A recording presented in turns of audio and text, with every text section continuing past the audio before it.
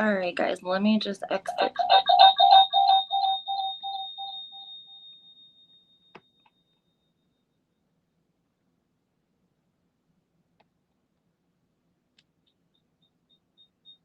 Oh my gosh.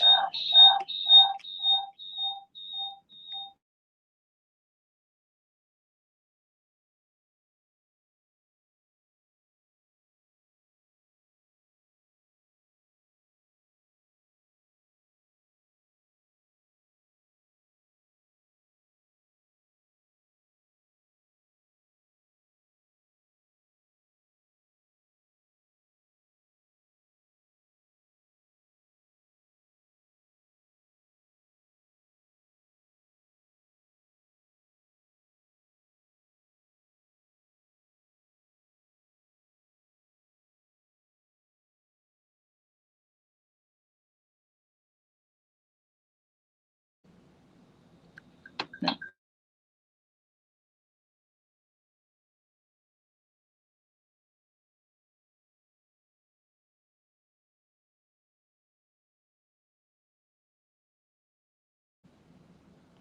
Okay, I feel like you guys should be able to hear me now, and there should be like no bad noise coming through. Okay. Sorry, guys, about that. You know, the life, the struggles. I try to save you guys, me like struggling to get it together on a Friday night after I worked all day. Like, at least you guys didn't have to hear me swearing or, none of that. So that's good. All right, Kelly. We're up and going 13 minutes later, but we're here and we are talking Real Housewives. What do you guys want to talk? Do you want to talk Miami? Do you want to talk about, there's still been a lot that's come out about Real Housewives of Salt Lake City since earlier. So what do you guys want to talk about? Go ahead and put it in the comments. I know we were going to talk about Miami because it was a really good episode, and I just feel like people are sleeping on Miami. They're just not watching like they usually do, and I'm not quite sure why. David Yontef was featured in the episode. Like, his podcast essentially stirred up some trouble amongst the ladies in Miami, and who he interviewed, her name was Anna. She was a housewife for one season, but she was very much ahead of her time. She was an entrepreneur, and I don't know if she just wasn't a good I'm not sure what the problem was, but she only did one season. But she did an interview with David Yontef, her and her daughter, a couple of months ago. Some of it I won't repeat because I'm not making enemies with Marisol or Alexia. She said things like the lady should be holding like a pound of sugar instead of whatever it is that they hold now. Alluding to Alexia's ex, who allegedly was considered like the sugar cowboy. Like, I don't want to get demonetized, but you guys know what I'm saying. Like the skiing cowboy, and he did prison time for it. And then allegedly he went, and there was a whole documentary like on the E channel or something. And then he allegedly went back to the prison over some underage. We're not really sure of the details, to be honest, and I don't really want to bring it up if I don't know all of the details. So I'll leave that where that's at. And then they called Marisol, like, it was not nice. And I have to think that the ladies probably had to have parts of the podcast sent to them. Everyone sends clips of a podcast to each other if it's about them or someone saying something. Kelly said, I heard it's a possibility that Miami might not be returning. So here's the thing. It's frustrating because Miami did really good when it was on Peacock. And moving it to... some people said that because it was a lot of Latino women on the cast of Miami, they felt some type of way about it being the only Housewives franchise to be on Peacock. And so they moved it to Bravo, but they put in a really shitty time slot, guys. They seriously, they put it right after Beverly Hills. Like, you have all these nights out of the weekend. You're going to put it at a 10 o'clock at night. Isn't it like 10 o'clock at night?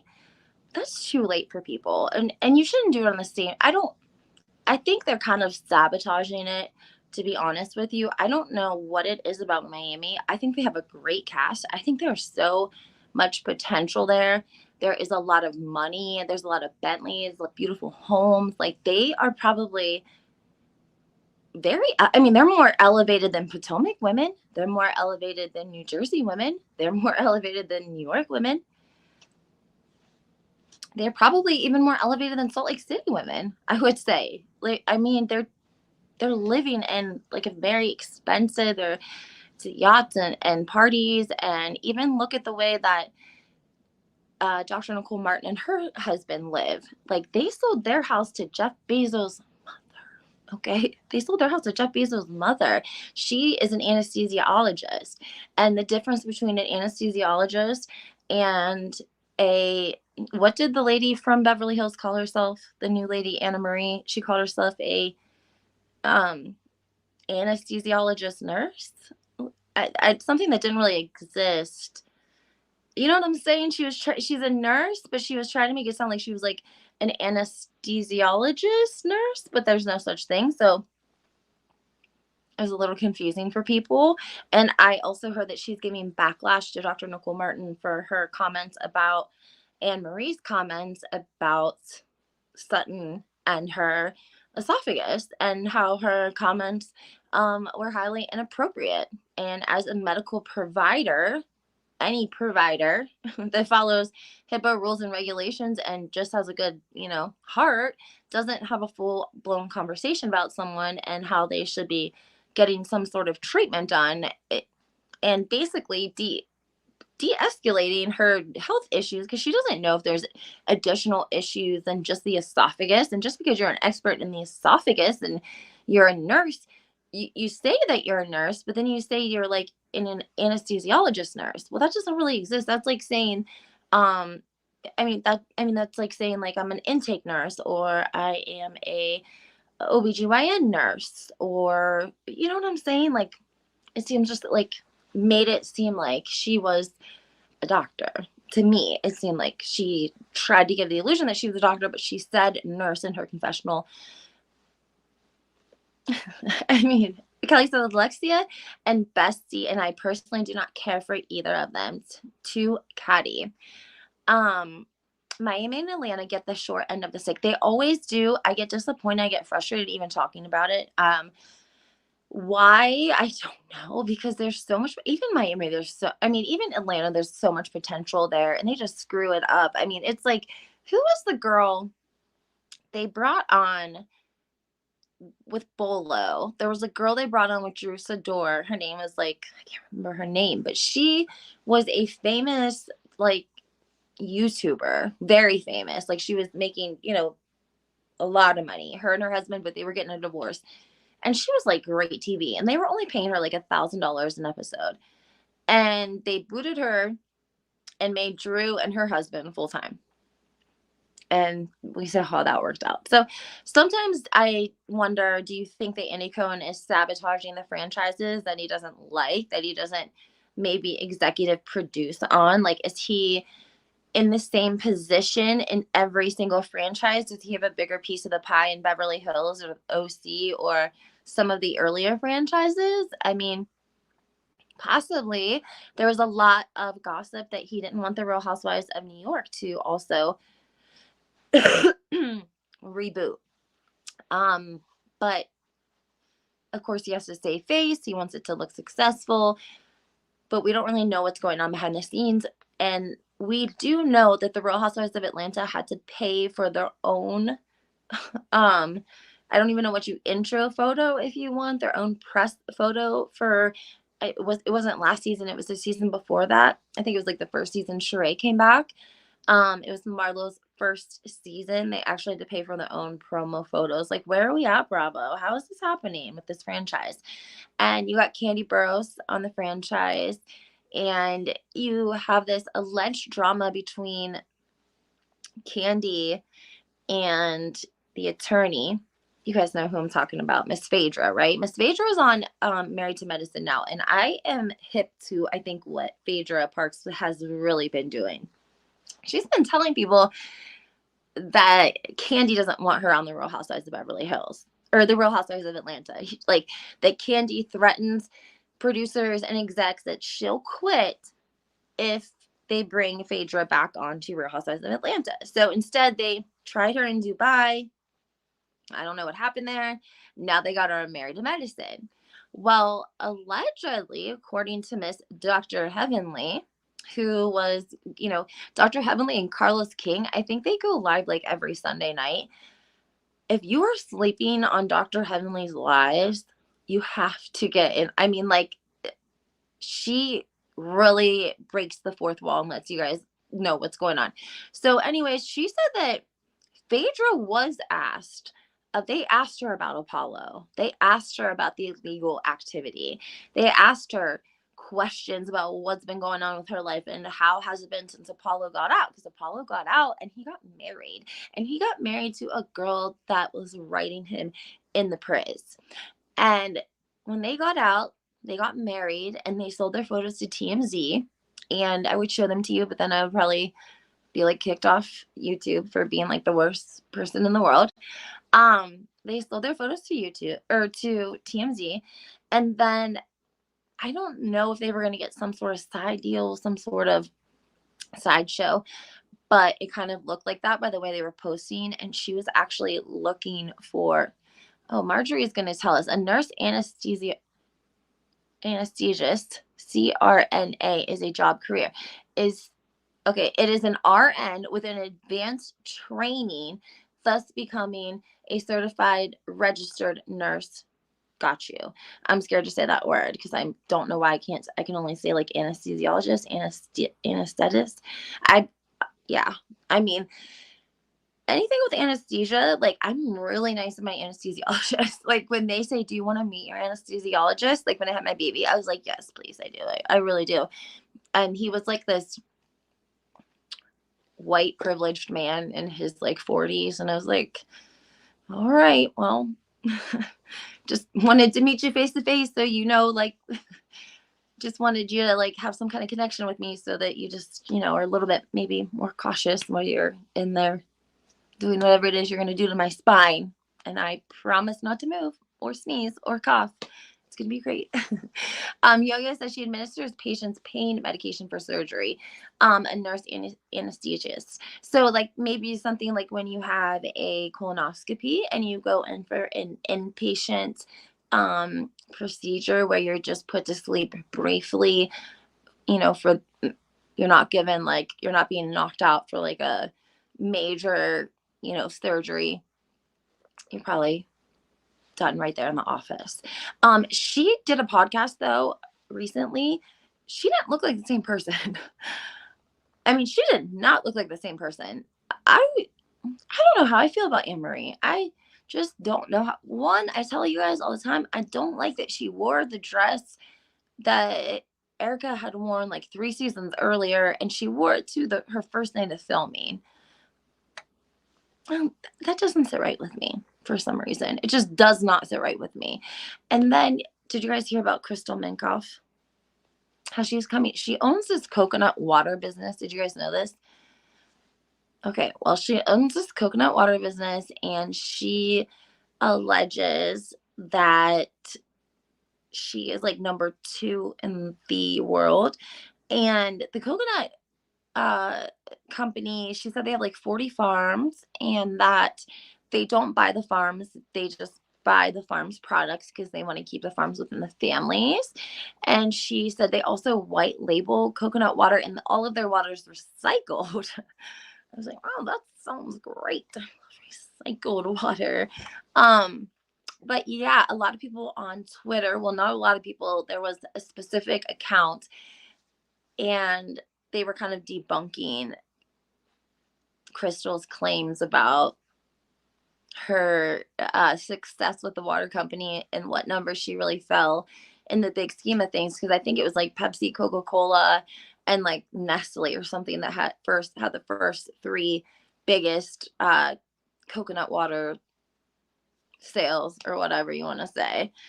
I know, Yo-Yo, not the corpse. Like, oh my gosh. Kelly said, I think that's awesome. They keep in the families. I do too, if that's the case. Um, I hope so too. Like, I don't know. I don't know how I feel about Crystal. Uh, I just don't know how I feel about her and her husband. Um, I've always kind of said that even on the podcast, he's not been like my super favorite person to, you know, watch. He was like producer on The Lion King, and there was like a lot of, they say, like innuendos and like things that were hidden inside The Lion King. I don't know. He kind of, doesn't he give you like a little bit of a weird vibe? A little bit. He's like 25 years older than she is. He kind of looks like that guy from Mary Poppins. I don't know. I'm like, girl, do you not know how pretty you are? Like, I almost feel like I hate to say this, I'm not trying to be mean, but like, did she settle with him because she was insecure or something? Like, she has the ED going on, but she's like so pretty. And I think that she is somebody else like Jackie that needs a stylist just because she doesn't know the ins and outs of the industry. She doesn't know camera to camera what looks good, what looks bad, what angle, what colors. And sometimes it just helps to have somebody else tell you, yes, this looks good. This is what you should wear, because she wears a lot of baby doll dresses, which is kind of not really sure where that's coming from. Kelly says, so if Crystal is applying to these number 1 and 2 companies, then she is, there's something about Crystal, like there's more than they don't show. I know they don't seem like a couple either. They don't really seem like a couple. Kelly says there's always hidden symbolism. I know. Yeah, it's just I don't know. I just don't really dig him. I can't help it. I almost get just a really weird vibe from him. And like the way that other husbands don't get a weird vibe from him. And like, I remember when they were hanging out, I think it was like at Diana Jenkins' Christmas party, they were just like, it was Harry Hamlin, Harry, Harry, Harry. Oh, and Harry, you know Harry. You guys know about Harry, don't you? Do you want to talk about the husbands? Here's a little bit of tea though for you guys. They allegedly, this land that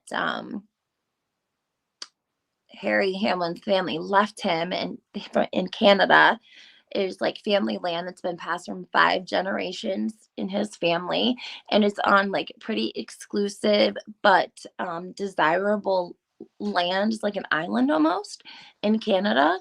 And someone had sent me basically anonymously that they have been breaking off plots. Harry Hamlin allegedly has been plotting off some of his property and selling off some of those plots. Like basically, like if you have 100 acres, maybe he'll take like 20 and make like 3 plots next to each other and then sell those. Um, but if you have property that's been passed from 5 generations, like you would probably just and you were rich and you were famous and you didn't need the money, then you would probably just sit on it and leave it for your children. Kelly says he's broke. I agree. I think that Harry and Lisa made an arrangement that like he was going to make the money in the younger years and she was going to be responsible for the latter years of their life, and that he was going to go up to Canada and live his best life, and that if she wants to live in Hollywood and live the dream, she's going to have to pay for it and keep up with it. And she's trying. She wore a terrible black wig to, I think it was like a Good Morning America. I mean, other than she looked strange. I don't know if it was her makeup because she had such dark hair and her eyebrows and eyelashes didn't match. And they were like, are you happy to be off the Housewives? She was like, absolutely. I'm so thankful to be off the Housewives. So thankful to be off the Housewives. And I'm like, I feel like she is playing like cat and mouse with Bravo. She's the kind of one, she would never come out and be like, I hope Bravo brings me back next season. Like, I really could use the money. Yeah, she's gonna play hardball. That's just her style. Did you guys see this the naked selfie she posted of herself? My God, I'm like, Lisa, like, there's not a lot of womanly like curves to her or like the curves of like a woman's body. Like she's so fit and so slender that her body, it doesn't have like the softness, I guess, of like a woman, what you would want, a woman's body would have. Kelly says, "Oh, hey, Alan."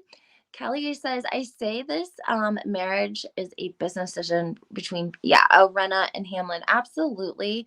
Um, I think Harry's been doing his own thing for a long time. I'm not really sure what Renna does because we don't hear about her much hooking up with men or women. Um, but I do think with that guy that came forward that said he had hooked up with a Beverly Hills housewife and her friend who turned out to be a housewife, I often wonder about Diana Jenkins and Lisa. I don't know why, I just do. Is there any topics that you guys want specifically to talk about? I know that again, there's been a lot that's been exposed, if you will, about Eric, or not about Erica, I'm sorry, about Monica from the Real Housewives of Salt Lake City. So a lot of people want to talk about that, I'm sure. Um, a lot of people, they're just kind of breaking down. Did Heather come up with this herself? Did she really figure this all out herself? You know, it says actually took down Jen. Oh my gosh. Okay. So Philly Diva, I love Philly Diva. You guys know I love her. She said, am I understanding this right? Heather is ride or die for Jen, who's a criminal. Literally, no one asked you to do that. She's best friends with the main reality Von T's account owner, which would actually be the hairdresser, Tanisha. Then it is preachy and thirsty. So that's under Heather. And then they have under Monica actually took down Jen like a boss, exposed her on SM and called the FBI on her for F's sake. I don't know if that's true. I don't think she called. I think the FBI had like long been looking for her. Contributed to the couple's videos of Jen to Tanisha's gossip account and is surprisingly transparent and owns up to what she does. So this Tanisha hairdresser, it's been shown that she basically saved lots of conversations between her and Monica and like voice messages, and Monica and the mom are on a whole nother level. I couldn't finish watching the leaked video. I know it was very rough. I felt bad for the mom because I think nobody wants to be like videoed and not know that you're being videoed and then have it put on national television. And the mom responded. Did you guys know the mom responded on Twitter? First of all, Monica apologized and said that she had sent that to her best friend and that she never intended for it to get leaked. So, okay, if you say so. And then the mother, she basically posted this, am I on Twitter X? What am I supposed to log into? I can't stand this. Like, is it Twitter? Is it X? Is it Twitter? Is it X? Twitter official site. I mean, my goodness. X comes up. Okay, let me log in over here. Anyway, it's a conversation between, it's like weird because it's not on iMessages. It's like on some sort of, maybe it's like a family app. I'm not sure. And it's basically Monica asking, well, not asking, but pretty much asking, but telling her mom that she wants her mom to be on the show. And her mom's saying, like, I really have no interest in being on reality TV. She's like, I'm not selling my soul for you, Monica. Like, I love you and I want to support you, but I'm not selling my soul for you. Which I kind of thought was funny, a little bit funny. But the conversation, like, it looked like an app. I'm not sure if it was like an app. Like sometimes like children's services, they have like those family apps where everybody can like communicate together, and I don't think they can like erase anything, or I don't know. I believe she tipped the feds off like Caroline did Teresa, but the feds were already watching. Exactly. She inserted herself into a federal investigation with 4 children. Monica's middle name should be Leak or Finsta. She's like Margaret Joseph of Salt Lake City. I know she, like, in one of the videos, she's laughing. And some people are saying she was like stalking them to get the address to get on the show. But I don't think that's the case. I think she was literally stalking Jen Shah because that was like the time of her trial and she was moving out of her house. And Monica was trying to get footage of that for their website. Don't forget Jen sent a cease and desist back in 2021 and 2022. So obviously she knew who was behind it. And I keep saying, where is the designer in all of this? Because truly the beef started between the designer and Jen. I mean, anyone else? Alan said, I think her mom wants to heal their relationship, but Monica doesn't want to, and she used the show to get back at her mom. Yeah, she probably just didn't really care about her mom's feelings. She tried to say like, it's, you know, we come on the show because we want to, let's show people, let's, you know, show everyone like our Puerto Rican family. That's what it's about. And Candace Dillard Bassett's on Twitter tonight. If any of you guys care, my. She goes back and forth with Vanessa Sawyer. Do you guys want to hear it really quickly? Real Housewives of Potomac. Candace. Oh my God. Oh my God. Okay, I don't know why Queens of Bravo said not pay your bills. Candace, the Queen of Potomac. Candace says, I have black friends is peak comedy, LOL. Vanessa Sawyer says, girl, hush before we call Monique. You always crying and in somebody's damn business. Candace replies, you, in all capital letters, you hush before I call the repo man to get that car you haven't paid on in 6 months. Shut up. Vanessa Sawyer says, that mouth is the reason you got your ass whooped. And Candace says, pay your bills. Lord, I'm going to retweet that. Because damn, I'm surprised that, why would Queens of Bravo, they don't like that? I mean, does Queens of Bravo not like Candace? That seems a little weird, right? I don't know. I just feel like that seems just a little bit weird to me. But yeah, Monica was actually literally trending last night. I was going to go online and talk to you guys about it. She's also replying to Reality Blurb posting. They reposted Sonya's Townhouse, which is an account on Twitter, X, if you will. It's like a Sonya, you know, it's a gossip site. And it said, Real Housewives of Salt Lake City, Monica Garcia is set to appear on Bethany Frankel's podcast, Just Be, this upcoming Wednesday. I wonder what new info we will get. The only reason I definitely don't think this is true is because we haven't gotten the reunion yet. So we cannot think that Bravo is like, oh yeah, Monica, go on this podcast with Bethany, our best friend over here. We love Bethany so much. Go do an interview with her. Like, yeah, girl, yes. Monica, and this was Reality Blurb, and I like Reality Blurb. They are my favorite. I love them. They featured the messages between Margaret Josephs and myself, so I love Reality Blurb. But I think that this is a little bit of a miss for Sonya's Townhouse because, you know, they post good info. Anyways, Monica says, man, you guys are really trying hard. Y'all really big mad out here. Number one, I never have been asked to be on a podcast. I'm like, do you want me to ask you? Oh, I can ask y'all. You guys should all DM her and be like, Housewife Historian's gonna be DMing you, Monica, and asking you to come on since you've never been asked on a podcast. She wants to have you on our YouTube channel and podcast, right, guys? I mean, we just have some questions. Anyways, she said, two, I wouldn't do it even if I was asked. Oh, okay, all right. 3, this, along with so many other things being said about me on this smear campaign happening right now, are false. And number 4, you guys got my post taken down. Thanks a lot. I wonder what her post was that got taken down. I mean, yeah, go do an interview with Bethany. We love her so much. Come on, guys. Also, I still want to go back to Miami because we keep getting sidetracked, but I want to see if I can find for you guys. I don't want my video to get taken down because I've been getting my stuff reported as well, habitually again. So that's fine. I'm not upset about it. But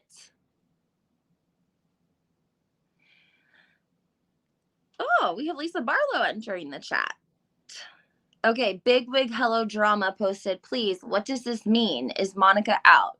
It says, Yodel King posted, without Monica, there wouldn't have been no season 4. Oh, Lisa Barlow says, season 5 will be the best ever.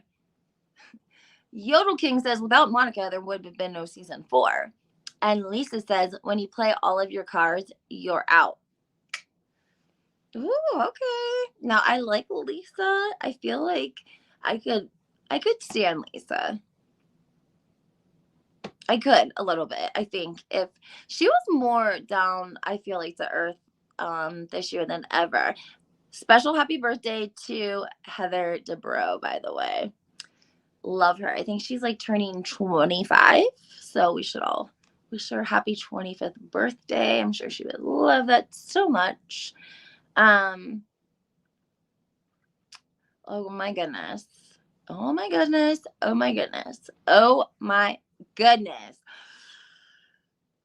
You guys, there were rumors about Anne Marie's husband, the one on the Real Housewives of Beverly Hills.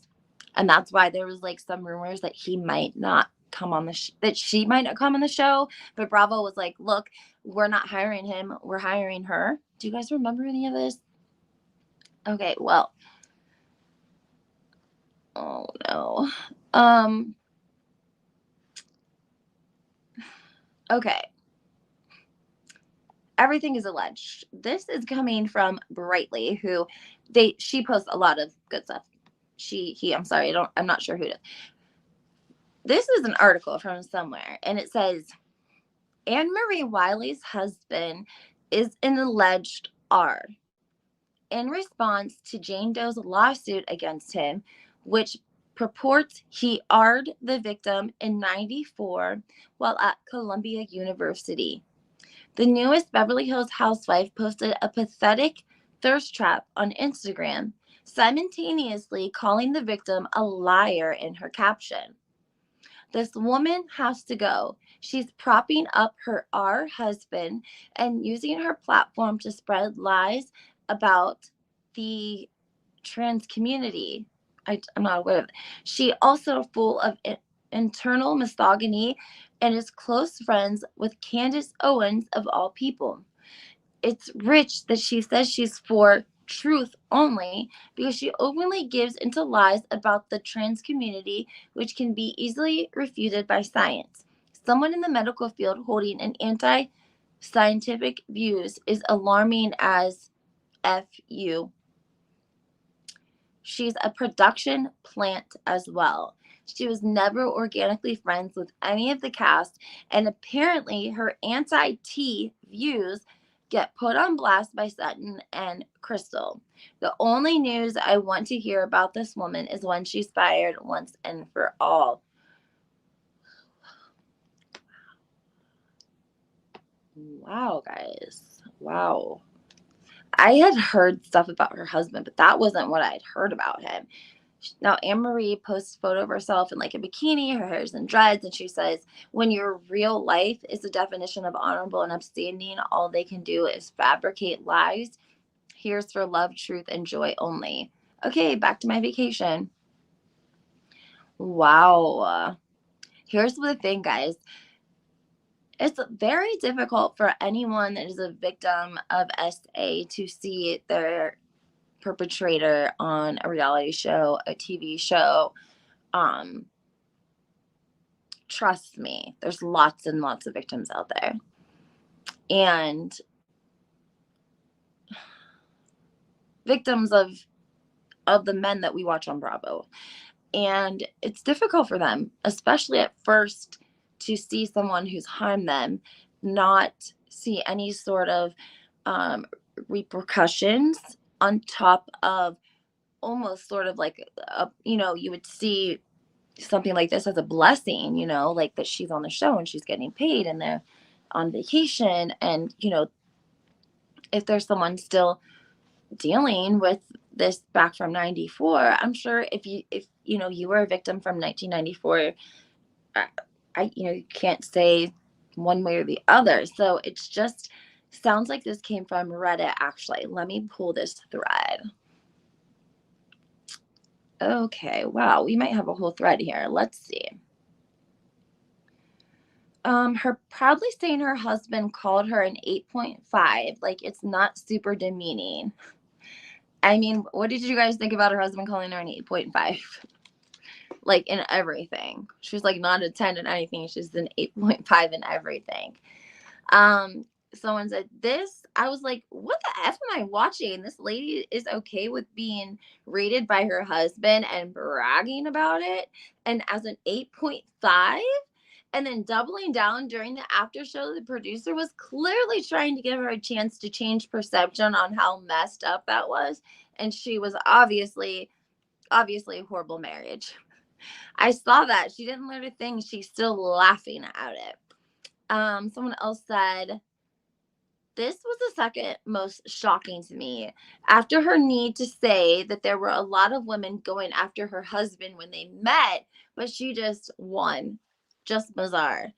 That she's probably talking about the women he argued. She seems like, I don't want to read that because that might be triggering. I may be reading too many into it, but she also emphasized that he always treated her like a gentleman, which sounded like a nod to the accusations. I didn't pick that up, but that is very interesting. I didn't hear her say that, but that does sound like a nod. Um, Someone else said, I don't think you're reading into it. When I watched the scene, I immediately thought the same thing. The whole confessional was icky, and I just fast forward through the rest. Someone else said, yeah, her whole point was she is wifey material, so he treated her with respect. The others weren't wifey material, so if he was in a different way with them, that's why. You know, now that they're saying that, that does make sense. Did you guys? She was kind of saying that, like, I was wifey material. Let me finish reading the comment. Her whole point was she is wifey material, so he treated her with respect, alluding the other women weren't wifey material, so it was different the way that they were treated, and that's why. And I feel sorry for her, actually. She is working overtime to try and keep this facade of a happy life, and he doesn't look like he's trying at all. He's no prize, but she acts like he is. Yeah. Let's see. She tried to walk back on after the after show that he really called her a 9.5 body and a 9 in looks, but she averaged 8.5, but she liked it.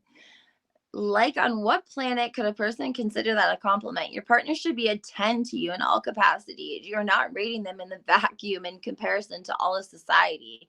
Then to break it down to give ratings on body versus looks, yuck. It's ultimately saying you are good, but I could always do better. Someone else said, right, my husband tells me I'm a 10 on my worst day. Aw, my jaw hit the floor. She uttered that mess. Someone said, they said when she's a 2.5.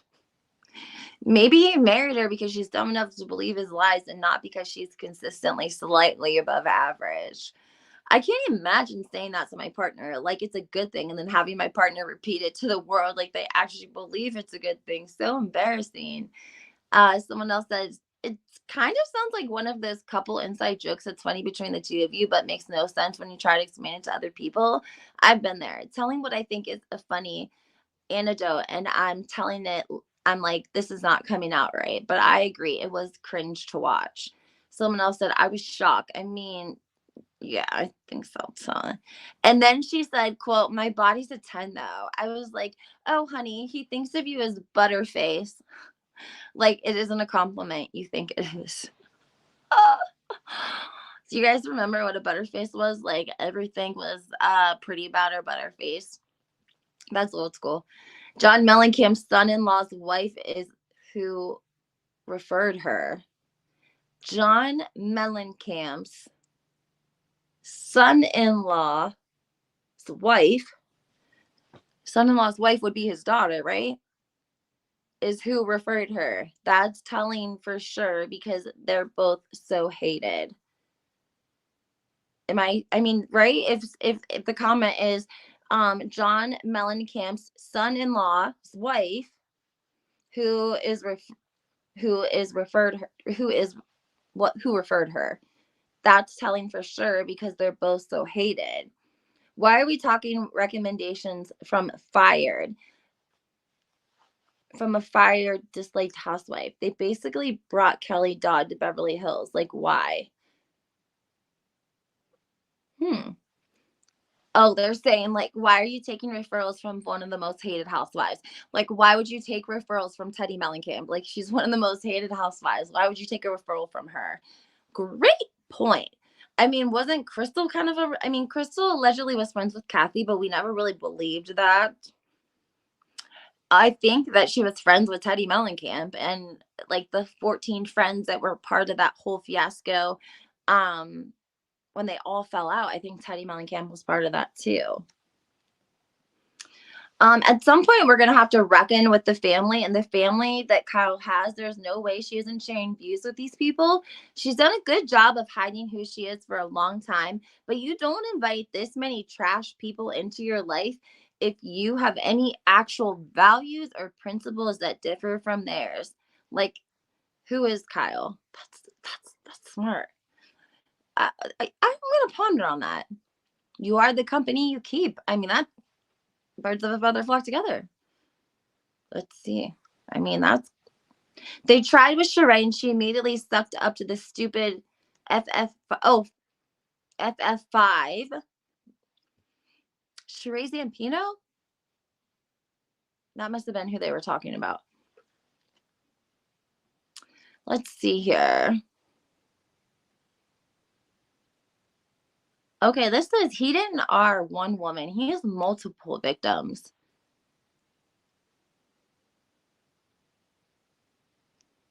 Bang, bang, bang. Is there an American lady in here?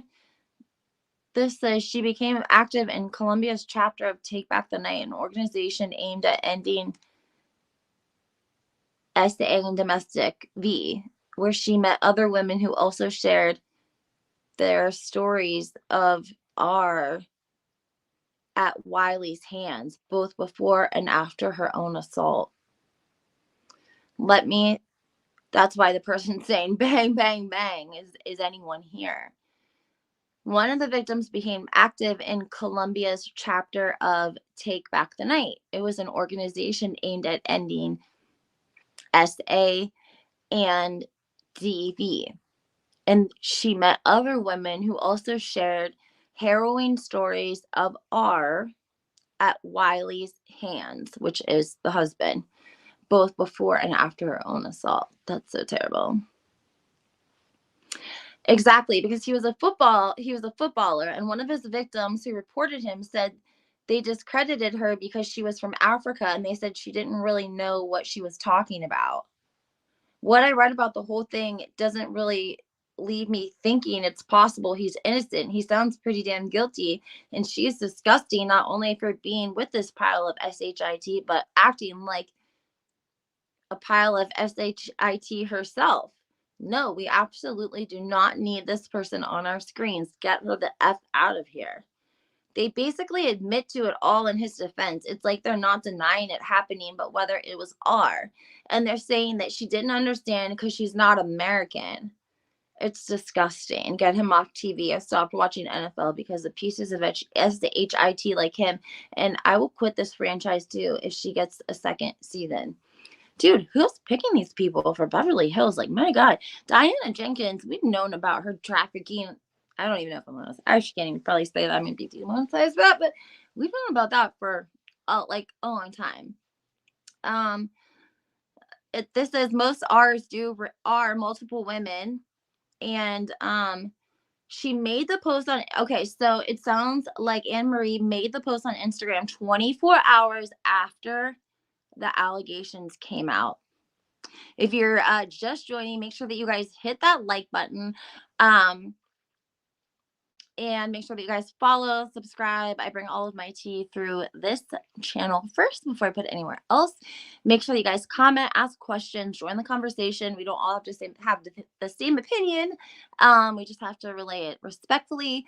They could barely understand her speech. She said she still had to attend the class with this creep. Oh my Lord Jesus.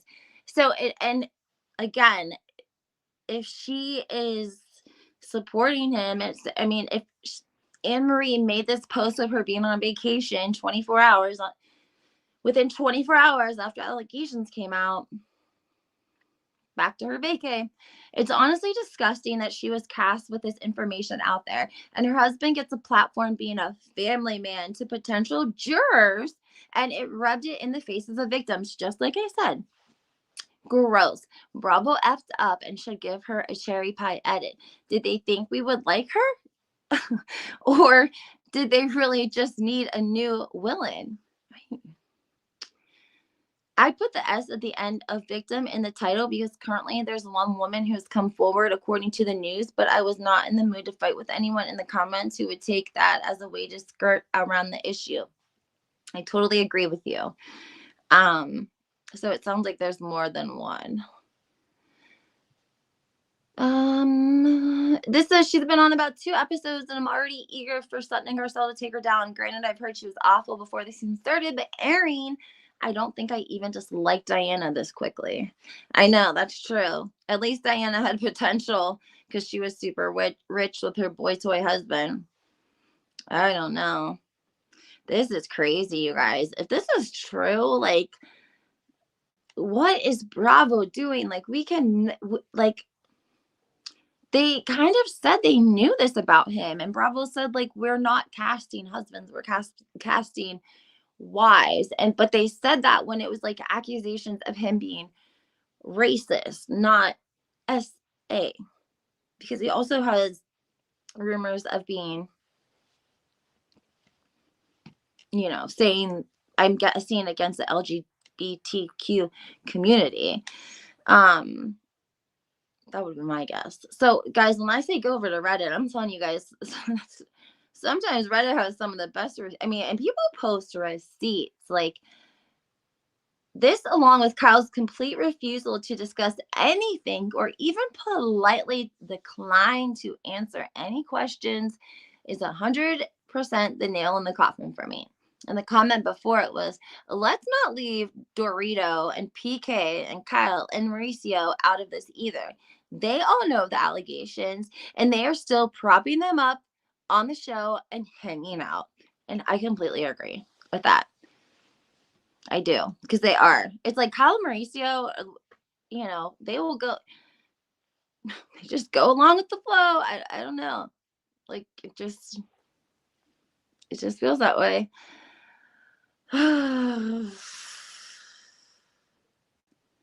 As far as Kyle's ass as she is, she was referred by John Mellencamp's ex-wife's daughter. She was referred by John Mellencamp's ex-wife's daughter.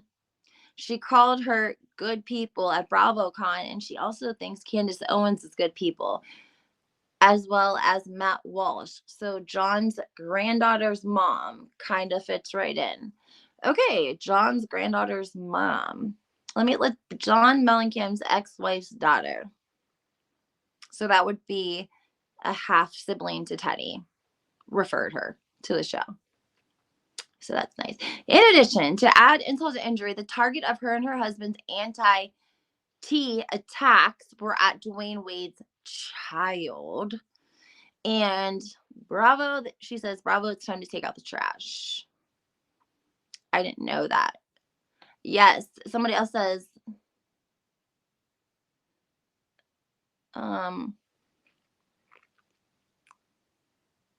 let's see.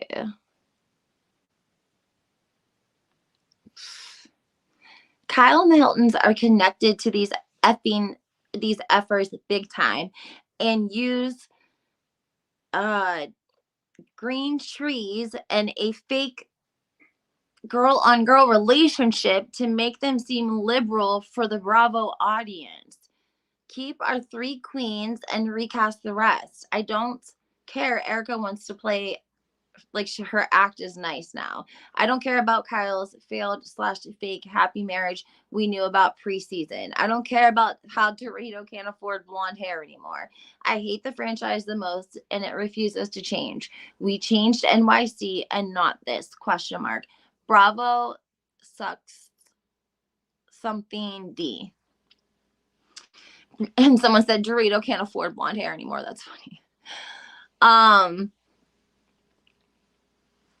I mean, there's a little bit of a point to that. I do think that they act a little bit more liberal than they probably are. I mean, look at we don't have to play it, but there's a lot of footage of Paris being saying some very nasty things when she was young. Like, I don't know, 17, 18, 19.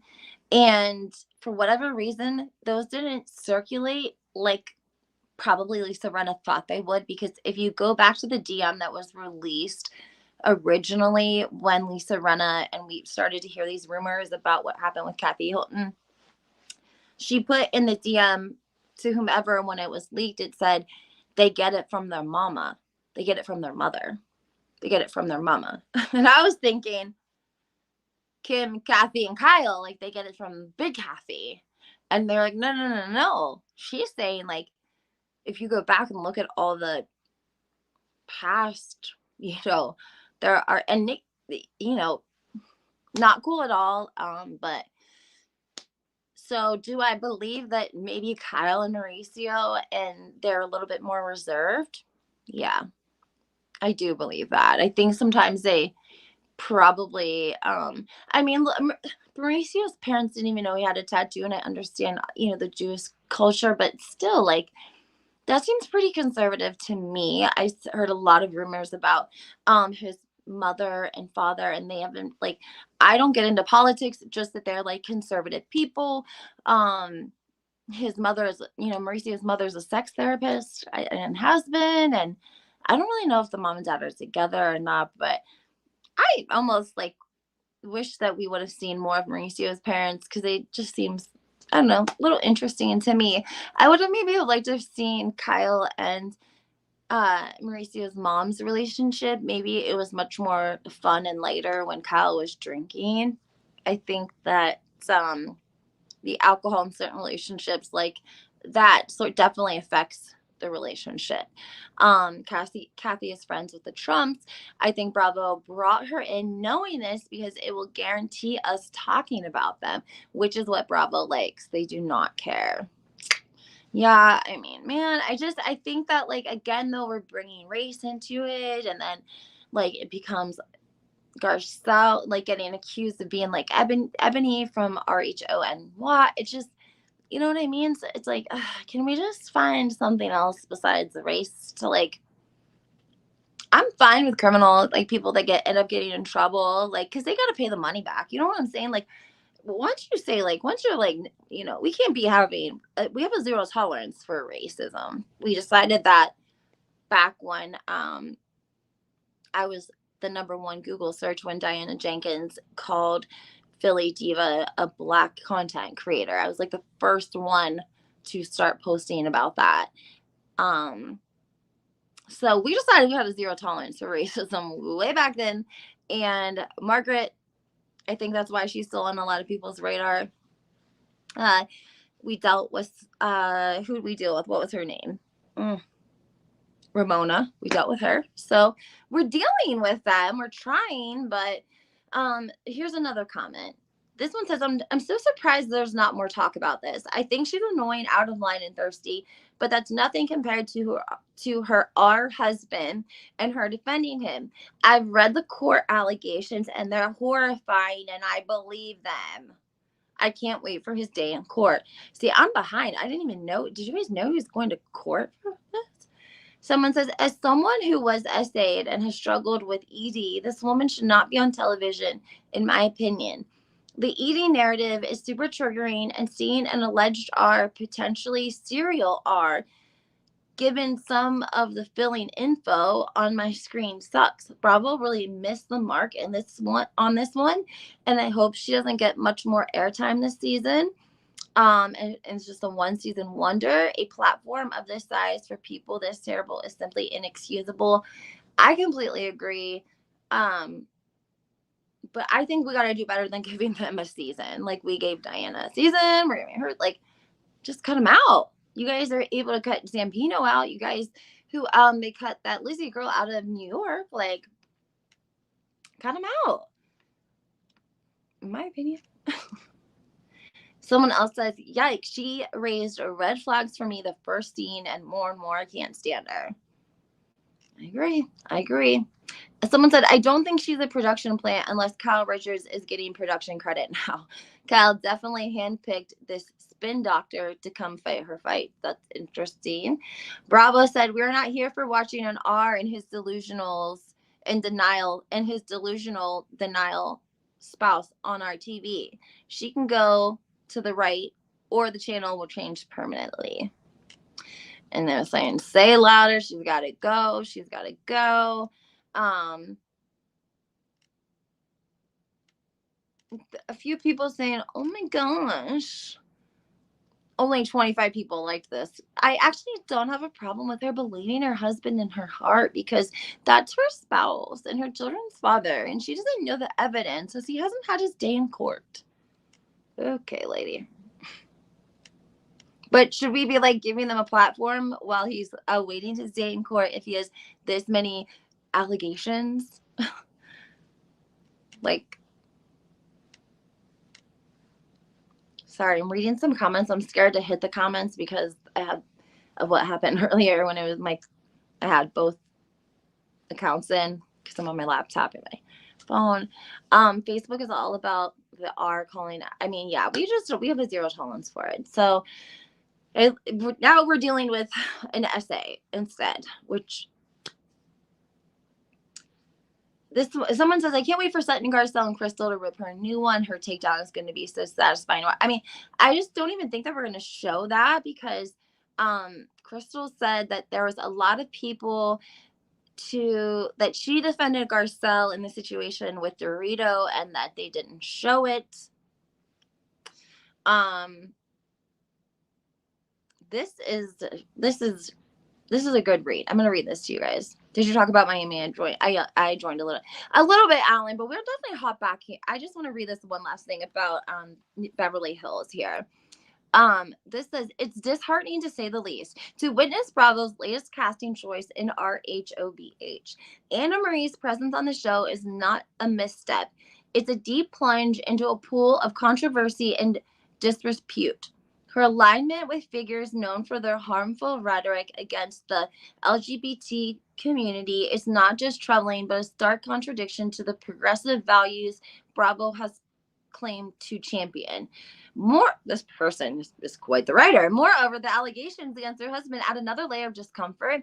We are a dedicated audience, which is true, and we are not here to witness the normalization of such serious accusations. I love that, because we're not here to do that.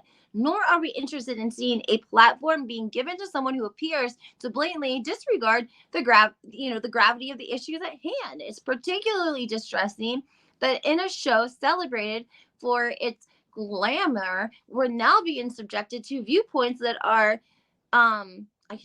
anti something. This isn't drama we signed up for. It's blatant disregard for the ethical standards we hoped Bravo upheld. I completely agree. On a brighter note, it's heartening to see Sutton and Crystal standing up against such regressive attitudes. Their boldness in confronting Anna Marie's views is commendable and embodies the spirit of what many fans loved about RHOBH. Strong women unafraid to stand up for what's right. In closing, I express my profound disappointment in Bravo, as we all do, honey. It's high time the network reevaluates its casting decisions and remembers the core values of its audience. We crave diamonds, not the rough, and certainly not the aggressive and distive elements that Anne Marie represents. Bravo, do better. Yeah, that was so well written. I love that. Let's go back to Miami. Did you guys watch Miami? If so, What do you think of Anna making it? Do you remember Anna from the Real Housewives of Miami? And did you think that Alexia and Marisol should have been so quick to leave this mother's luncheon? Because, you know, it truly was about Gertie, because she has breast cancer. She had breast cancer, and she was I think having surgery like the next day, something along those lines. And it just went to hell. Like Nicole's luncheon went bad from like the second it started. And Alan says, also, anybody here who hasn't watched the old seasons of Miami need to go back and watch. I completely agree. You guys, you're missing if you're sleeping on Miami, go back and watch. A couple of episodes from each season will do your heart good. I promise. It's very much worth it. There was a lot going on in the early years, and Larsa was only on one season. So the season that she's on, you won't even believe that it's Larsa. I mean, you really truly will not believe that it is Larsa. She's like, I mean, she's not a nice girl. That's for sure. I feel like Anna was kind of being fake because she had all that stuff to say about them, but wanted to be nice to their face. She should have stood on the stuff she said about everyone that she spoke. Here's the thing. They had to have known that she said those things. There's no way that Alexia and Marisol, right? Because I'm trying to think when they like filmed the podcast and when Anna went on the show. And Anna's daughter was also on the podcast. So I think that like she seems to have a lot of animosity towards Marisol. And I think maybe she was like, you know, they were kind of bouncing off of each other, if you will. That was kind of the feeling that I was getting. Also, Anne Marie, that's how we got on the subject of Anne Marie. She is coming after Dr. Nicole Martin, who I loved her because I met her actually in New York City like a year and a half ago. And she was very sweet. She was very nice. She got a picture, and she was just very like down to earth, I felt like. And Anne Marie is attacking her for saying like, because Nicole said like, you shouldn't be discussing these medical issues of Sutton's esophagus in public like that. Ellen said, I think her daughter should stay in child's place because if anyone spoke negatively of her daughter, it would be an outrage and everyone could say no kids. They said everything Anna said, and Anna also talked about Lisa. Okay, Ellen, I wasn't sure. I didn't. So they did know what she said on the podcast because the episode kept showing David Yontem and Behind the Velvet Rope podcast. Which you guys know that they are a friend of ours, David Yontem, Behind the Velvet Rope. Yeah, definitely a friend of ours. Nicole grew on me, but she can be shady too. She knew they did not care for Anna or vice versa, and she tried to act like she didn't know and then switched it up at dinner. So she said like that Anna was Anthony's like customers, but she was coming with Adriana. Now I want to tell you guys, Adriana is not full time because Adriana was going to Harvard when they cast for Real Housewives of Miami for the first time when they were on Peacock. She was going to school, Harvard. She's a smart woman. I mean, Adriana speaks like 4 languages. It's not because she's not smart. And that's why she wasn't cast full time. It was pretty much her decision. So I'm not sure this year if it's because she's going to school, if they didn't want to bring her on full time. I'm not sure for the reasoning. Alan says that's why Lisa was so surprised at what Anna said to her when she walked in. I do not believe her and Anthony were friends. LOL. She said they were friends, I believe. I thought she said that Anna was clients of Anthony's. But again, she came with Adriana. And again, Julia, who's not going to be able to hold it in. Poor Julia. She knows the whole plot anyways. I do feel like Anna didn't come. She should have came in. I don't know. She should have maybe brought all of them a gift or something. Obviously her and Marisol and Alexia are not going to get along, right off the bat or anytime soon. There seems to be a lot of resentment there. Alexia looked amazing. People are talking and saying Alexia and Todd are having financial issues and that they are having to like break the lease of that nice apartment that we see at the high rise and move. But we haven't really heard, or we heard that they could be selling the apartment, or I'm not sure if they sold it by, I'm not sure what they're doing with that apartment, but those are the allegations, of course. And that Todd's business isn't doing good. I think Todd's in media. I don't know. I don't know a lot about their finances. I bet Alexia probably doesn't even know a lot about their finances. She probably does well with her salon there, right? You know, on the strip in Miami. She's a housewife. She's very well known. She knows everyone in the community. I'm sure she's making very good living off of the salon by itself and what it's bringing in. And then, of course, her ex-husband's home. Maybe he's helping as well. But Todd, I think, probably runs a fairly lucrative business. He's been doing it a long time. Let's see what we can pull up on Miami here. 1 second.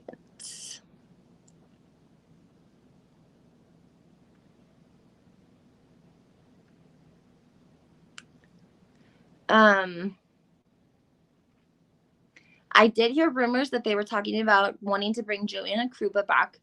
Do you guys remember Joanna Krupa? She was a model. She was beautiful, and she always said that her husband never wanted to give, well, her fiance, that he never wanted to give her the business enough. And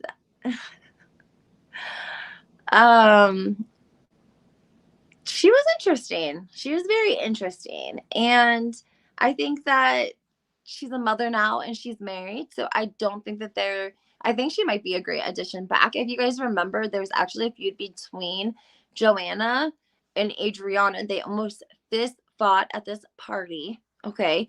Back in the day, Girls Gone Wild. Okay. I forget what that owner's name. Whenever I tell this story, I always say I can never. It's Joe something. I think he's like wanted in the United States. I don't even think he's allowed to come back here. But he ran in the circle. I told you they ran with like the rich and the parties, and Marisol Patton. She was hanging with with people like Versace and models like Madonna. Okay, Marisol Patton's mother was I don't want to say like a spiritual guide, but I would say I don't, that had spiritual gifts that people would call on her.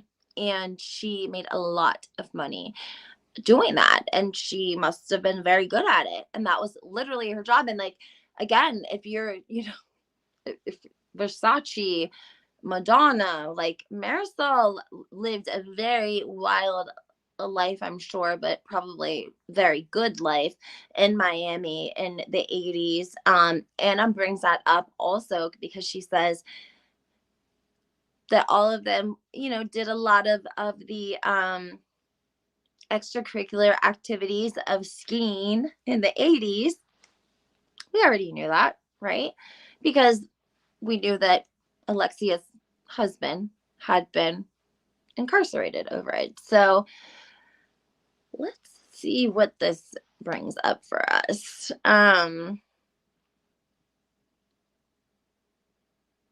Ooh.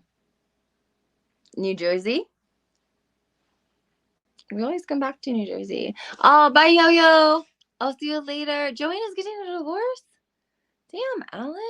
Thank you so much, Yo-Yo. Make sure that you guys hit that like button, please. This is Albert Manzo's father, Tiny Manzo. We already know that he was by the mob.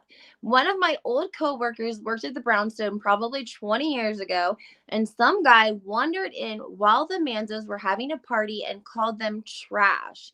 He said he was up in the attic where there was a window with another busboy, and they saw a group of guys take the guy out back and break his leg. Obviously, no way to tell if the story is true because it's hearsay, but I believe it. He was 16 at the time, went home, and never went back to work there again. Whoa. Oh my mind. That got 700 likes, honey. Let's see. What else? It's like gangsta. And then Dina's ex attempted to put a hit on her.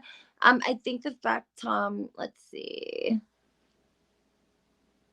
I'm not a Caroline fan or a defender by a long shot, but I do believe that once you marry in a family like the Manzos, i.e., a family with mob types, you learn pretty quick what the rules are. Like, she's probably been with Albert long enough to have seen, or at least pieced together, some really bad shit go down. And for her own self preservation and for her kids, she decided to put up and shut up. I suspect that her defense of Tommy Manzo, Dana's ex, came out of the same no one goes against the family instinct, not giving her a pass, but I assume her family situation makes things pretty complicated. I mean, I don't know. I think you would still want to be with your sister. This remains one of like the most controversial housewives things, even to this day. Let's see what this is. So this was just saying basically that Caroline's father-in-law was like, the biggest mob enforcer in New Jersey. And he was unalived mob style in 1983. And he was affiliated with the Genovese crime family. And if you guys know, there were only five major mob crime families that came out of New Jersey and New York responsible for the mob. And the Genovese are one of those families. And if you go back and listen to Bo Dietl's interview with David Yonta from Behind the Velvet Rope, you will hear him also talk about the Genovese family and how much he loves them. And if you're interested in this, you can read a book by Jason Segel. It's called Undercover Cop. He was investigating the casino that allegedly Al Manzo's dad had been skimming. He had been skimming out of this casino, like, I don't know, on the outskirts. Essentially, I don't know if that's what it was, but anyways, this Mike Russell, he was a New Jersey State police officer. He was in the organized crime, and he basically brought down the Genovese family with 54 arrests and 48 convictions in 1986. So there was a book written. You can definitely look into that. I just want to see, what is this? An RHOM former producer reveals shocking behind the scenes secrets about housewives, exclusively originally published in Fame Horgas back in 2012. Well, this is the good stuff. This is all about the Melissa Gate. Remember when she runs into her old boss? Oh my Lord.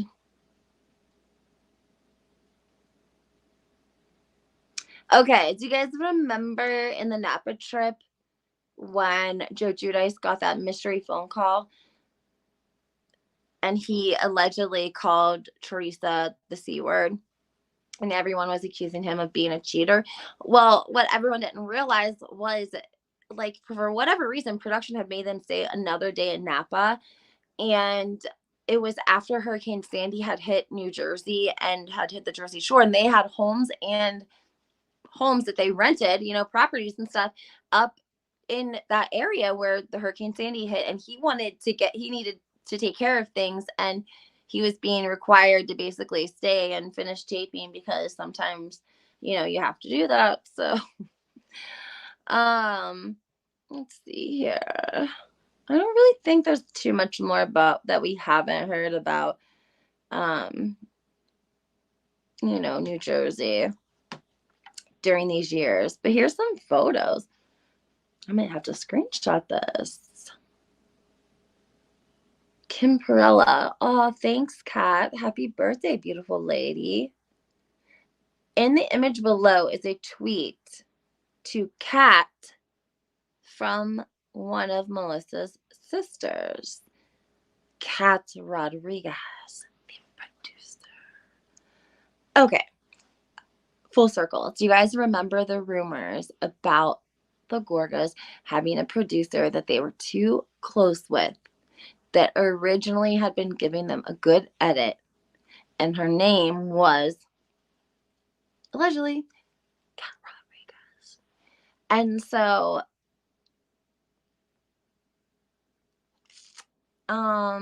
this has a picture of her and the Gorgas, And here are some tweets between Melissa's sister and the producer. And it's Kim Perella, who is Melissa's sister, saying, "Oh, thanks, Kat Rodriguez. Big kisses back. Happy birthday, beautiful woman." At Dina Manzo, Posh Fashion Show will be filmed 9/27/2011. Fablina lunch party mid-October on the 11th. Kat Rodriguez butchered this season with her biased editing. People are commenting, "Boy, those producers really love her. Too bad they all get fired. Aha, too bad, Kat." Melissa Gorga posted this photo. "I'm at the PhD at Dream Hotel with my favorite RHONJ producers. Great night." December 4th, 2011. Can someone tell me when Melissa came on the show? Wow. So the party, guess who's at the party in 2011 in this photo at the Dream Hotel with their favorite RHONJ producers? You haven't even been on the show yet. How are they your favorite producers? And who is it? Kathy and Richie and Joe and Melissa.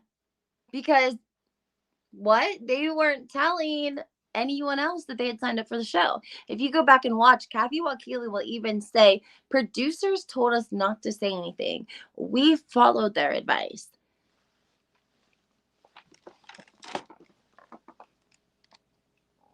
That's the photo. You can't see it very good. I'm going to take a screenshot of it. Don't worry about it. It'll probably be everywhere tomorrow. 2011. Wow. That's crazy. So there was an interview, but I don't know who the interview was about or who was in the interview. So I don't want to go through all of it with you. I'll read through this, and then if it's anything is good, I will definitely come back and talk to you guys about it. But I am looking at some of it.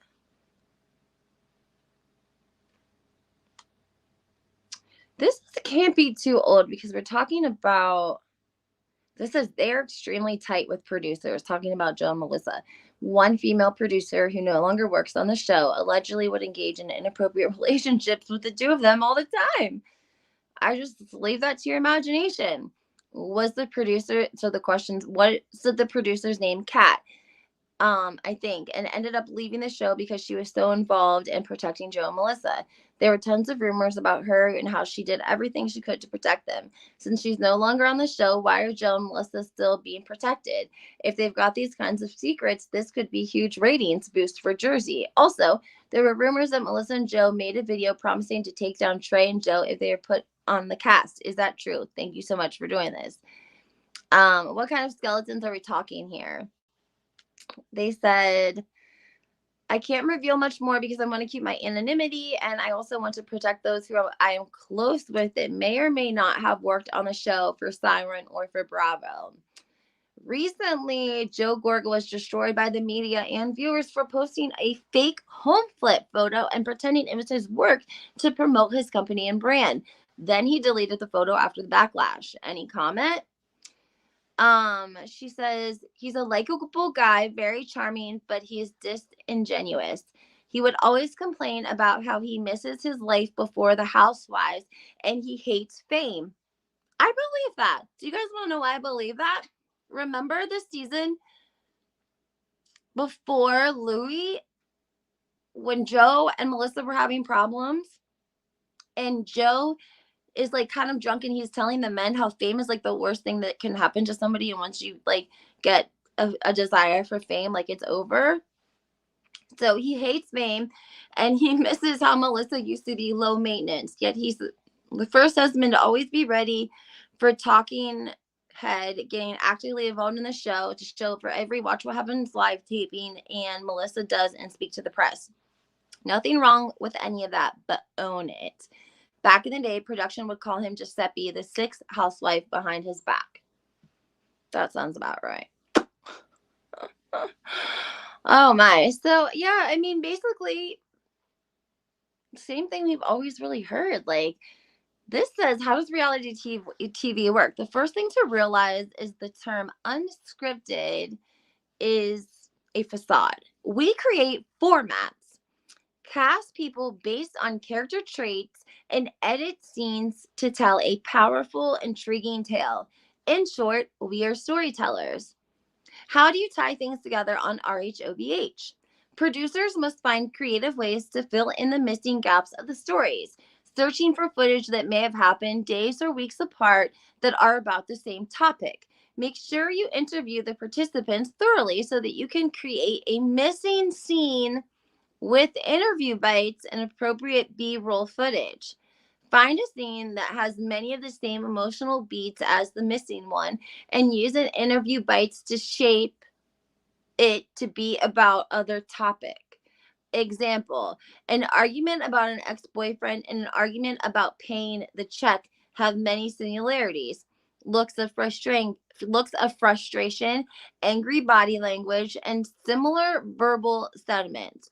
Why are you being so stubborn? If you remove all the references to paying the check and add interview bites about the ex-boyfriend, you'll be able to approximate the missing scene. We've heard housewives say this happens. Ethics note, we don't create scenes to trick people. Those gaps in the plot have to be filled to make the story complete. Oh, do I don't know that.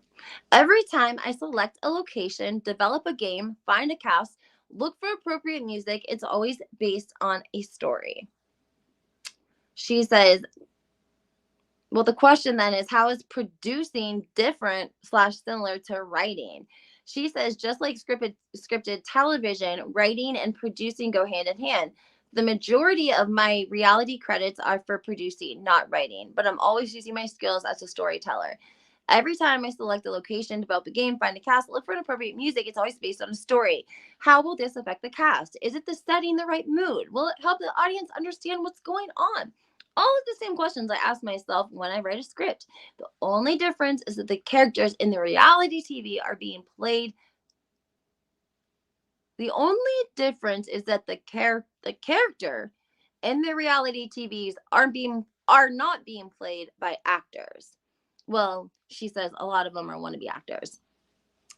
And then this says, do you use Frankenbiting on RHOBH? That is an editing together individual words to make up an invented sentence. And the answer is crickets. She does not answer her question. So also note, the link to Attitudes Magazine is dead. The original interview was Attitudes Magazine, but it cannot be located. So either Andy Attitudes or Miss Andy killed it. If anyone can find the interview, kindly provide a link in the comments. Wowza. That's pretty crazy to say all of that. So what do y'all think? Make sure you guys leave a comment. It's Friday night. It's 11:20. We're still talking housewives. I hope that you guys all have a great night. I'm gonna go through some of this Reddit, and I'm probably gonna be posting this about Melissa in this photo. I gotta hurry up and do it because there's probably haters in the chat that are gonna. This will be like wiped. It'll be gone. I cannot believe these pictures. These are literally before Melissa came on the show. I feel like, and you can tell. She's like, Melissa, I love you. Again, December 5th, 2011. Guess who else Melissa Gorga was hanging out with in 2011? Kyle Richards. Makes sense, doesn't it? Does to me too. All right, guys. Well, make sure that you hit that like button. Subscribe to my new YouTube channel. Well, this is my YouTube channel. I'm gonna be getting back in my podcast scheme of things, but you guys can check out my TikTok at HW Historian with the number 2. I post a lot of great content there. I also join Lisa. She is NYC Gal Out. I join her every Thursday for our HOBH recaps. So yeah. And these Twitter people be talking about how they go live all the time. I'm a little scared to go live on Twitter. So comment if you guys are on Twitter and what you think of their lives. All right, guys. Well, I hope you have a great Friday night. We have much more content coming for you. I just wanted to chat tonight. I love a live chat, and I hope you guys have a great night.